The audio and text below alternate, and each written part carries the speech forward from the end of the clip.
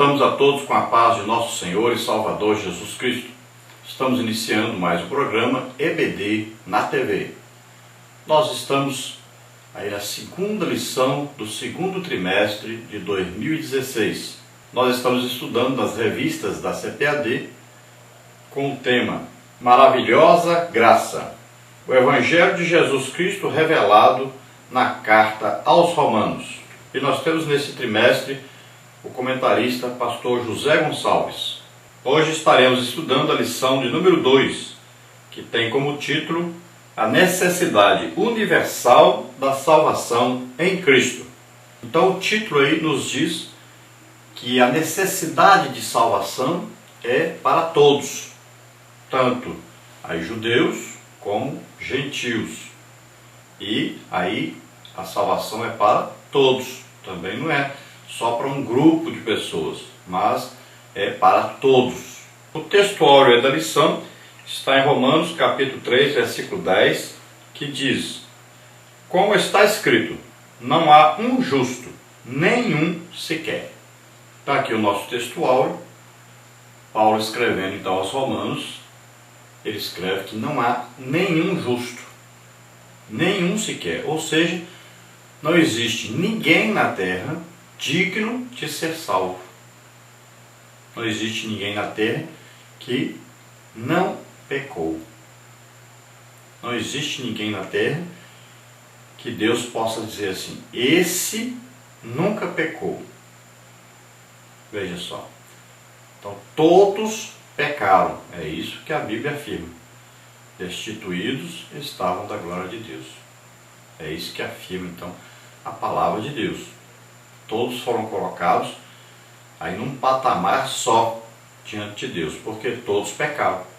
Então veja só, como fazer para que o homem fosse salvo? O plano de Deus dizia que precisava de alguém na terra que nunca pecou, para que essa pessoa voluntariamente pegasse os pecados de toda a humanidade, pegasse as enfermidades, as doenças, de toda a enfermidade sobre esta pessoa que nunca pecou, e essa pessoa então decidiria pegar sobre ele o pecado de toda a humanidade, as doenças e enfermidades de toda a humanidade, e essa pessoa deveria então morrer em lugar de todas as pessoas que pecaram. Então veja só, todos estavam condenados na mesma condenação, todos teriam que ser crucificados. Então Deus procurou e não encontrou nenhuma pessoa que nunca havia pecado. Então Ele mesmo providenciou isso. Ele mesmo veio à terra para dar a vida em nosso lugar. Mas Deus é Espírito. Então Deus se fez homem. Deus se humanizou para que Ele mesmo desse a vida por nós. E como o castigo pelo pecado, o juízo de Deus estava sobre o pecado, esse juízo dizia que todo pecador deveria morrer na cruz. Então Deus mesmo assumiu o nosso lugar na cruz. Então esse é o plano de redenção, esse é o plano de Deus para nos salvar. Então Ele envia o seu próprio Filho, que é Deus mesmo. E Ele nasce como homem na terra. E Ele toma sobre Ele os nossos pecados, nossas doenças, nossas enfermidades. E Ele morre onde nós tínhamos que morrer, morrer na cruz. E Ele morre então na cruz. A cruz é lugar de maldito, é lugar de pecador. E Ele então assume o nosso lugar, Ele leva sobre Ele os nossos pecados, doenças, enfermidades e morre em nosso lugar. Veja que coisa maravilhosa que Deus fez por nós. A verdade prática aí diz o seguinte: o pecado manchou toda a raça humana e somente o sangue de Cristo é suficiente para purificá-la. Então veja só, a Bíblia diz o quê? Por um homem entrou o pecado no mundo, através de Adão. E através desse pecado, então, é que foi introduzida a morte. O salário do pecado é a morte. Então, pelo pecado entrou a morte. A morte não era para existir, o homem foi feito para viver eternamente. Mas, por causa do pecado, a morte apareceu. A morte, então, foi introduzida como punição ao homem que pecou. Então, o corpo do homem foi condenado à morte. Então, veja só, a partir daí começou o quê? As doenças, as enfermidades, tudo que prejudica o corpo, que leva o corpo a envelhecimento, que leva o corpo a ter problemas. Então foi introduzido aí por causa do pecado. E o pecado passou a todos os homens, porque todos são descendentes de Adão. Então todos herdaram a mesma semente que veio do pai Adão. Então todos que nasceram depois de Adão, nasceram da semente de Adão. E a semente de Adão era maligna, era pecado. Então o ser humano, a partir daí, passa a ter o desejo pelo pecado, a concupiscência, a ambição. E assim que ele tem a oportunidade de pecar, ele escolhe então pecar, sabendo que isso ofende a Deus. Ele passa a ter uma consciência de que é errado, mas ele faz mesmo assim. Então, todos pecaram, todos estavam destituídos da glória de Deus, todos desobedeceram a Deus, todos mereciam uma morte e uma morte de cruz, porque o juízo de Deus vem sobre o pecado e ele tem que ser aplicado sobre o pecador. A única maneira de ser purificado desse pecado é ser lavado no sangue de Jesus. Sangue que Jesus derramou por nós na cruz do Calvário. Só tem essa maneira de ser perdoado, de ser santificado, de ser justificado, de ser nascido de novo. Agora de uma semente incorruptível, agora da semente da palavra de Deus, a semente santa agora.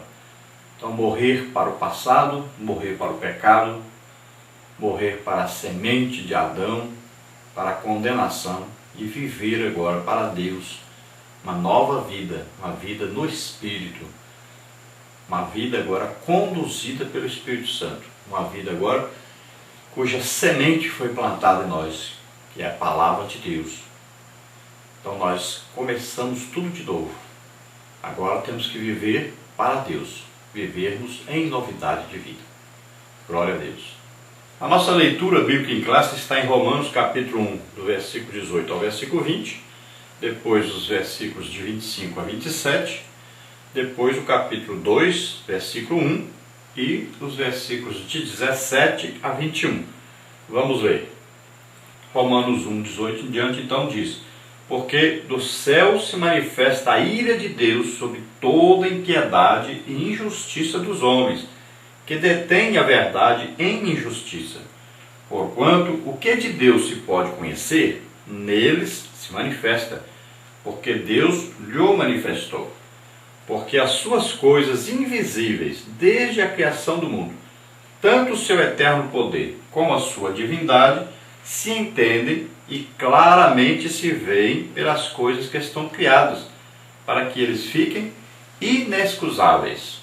Pois mudaram a verdade de Deus em mentira, e honraram e serviram mais a criatura do que o Criador, que é bendito eternamente. Amém. Pelo que Deus os abandonou às paixões infames, porque até as suas mulheres mudaram o uso natural, no contrário à natureza. E, semelhantemente, também os varões, deixando o uso da mulher, se inflamaram em sua sensualidade uns para com os outros, varão com varão, cometendo torpeza e recebendo em si mesmos a recompensa que convinha ao seu erro. Agora Romanos 2, 1 em diante diz: portanto, és inexcusável quando julgas, ó homem, quem quer que sejas, porque te condenas a ti mesmo naquilo em que julgas a outro, Pois tu que julgas, fazes o mesmo. Eis que tu, que tens por sobrenome judeu, e repousas na lei, e te glorias em Deus, e sabes a sua vontade, e aprovas as coisas excelentes, sendo instruído por lei, e confias que és guia dos cegos, luz dos que estão em trevas, instruidor dos nécios, mestre de crianças, que tens a forma da ciência e da verdade na lei. Tu, pois, que ensinas a outro, não te ensines a ti mesmo? Tu que pregas que não se deve furtar, furtas? Então veja bem que Paulo aqui, escrevendo sobre o pecado do homem, ele agora coloca no mesmo patamar, no mesmo nível, tanto os gentios quanto os judeus. Então ele fala que os gentios foram abandonados, ou seja, deixados fazer o que quisessem, já que eles não se importaram com Deus. Deus lhes deu uma revelação de que Ele existe, está na sua consciência. Então a própria natureza já mostra ao homem que Deus existe. O homem pode descobrir Deus olhando, por exemplo, para o céu, pode descobrir Deus olhando para as pessoas que seguem a Deus, ele pode descobrir Deus aí no seu dia a dia, ele pode descobrir Deus na inteligência que Deus lhe deu, nas coisas que Deus faz, que Deus cria, através da própria natureza. Ele pode descobrir Deus olhando uma flor, uma planta, o sol, a lua. Ele pode saber que existe Deus, ele tem consciência de que existe Deus. Quando ele procura até provar que Deus não existe, é porque ele sabe que Deus existe. Ninguém procura provar que uma coisa não existe se ela não existisse para ele. Então, o homem fez o quê? O homem, através desse conhecimento de que Deus existe, ele procurou viver de uma maneira como se Deus não existisse. Ele quer viver a sua própria vontade. Ele quer agradar a sua carne. E ele então procura viver separado de Deus. Ele procura viver de uma maneira que ele mesmo possa se controlar. Por que o homem então chega à idolatria? Porque ele quer um Deus que ele possa manejá-lo, que ele possa conduzi-lo, que ele possa, ao estar longe dessa imagem, ele fazer o que quiser. Então a imagem tem olho, mas não vê, tem mão, mas não apalpa, tem pés, mas não anda, tem ouvidos, mas não ouve. E a imagem pode ser mudada de lugar. Então ele quer um Deus que ele controla. Quando ele está longe dessa imagem, então ele pode pecar à vontade, fazer o que quiser. A imagem não está vendo. Então o homem inventou um Deus para si próprio, ele mesmo querendo se enganar para viver da maneira que quiser.